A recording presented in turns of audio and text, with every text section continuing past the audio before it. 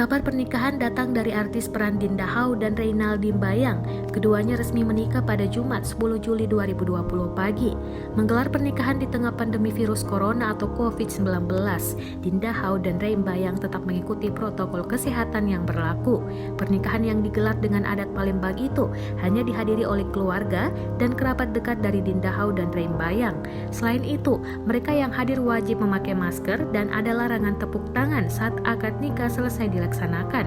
Meskipun mengadakan acara pernikahan di tengah pandemi COVID-19, hal itu tidak mengurangi hikmat dan kehusyukan dalam proses akad nikah. Dinda Hau resmi dinikahi Rey Mbayang dengan mas kawin berupa logam mulia seberat 40 gram. Dalam prosesi akad nikah, kakak Dinda Hau, Kemas Muhammad Iksan Revianda, bertindak sebagai wali dari mendiang sang ayah. Dinda Hau dan Rey Mbayang pertama kali kenal saat menggarap satu judul film yang sama pada Oktober 2019 silam. Tak banyak gosip terkait hubungan di antara mereka. Sehari setelah lamaran, Rey Mbayang mantap mempersunting Dinda Hau.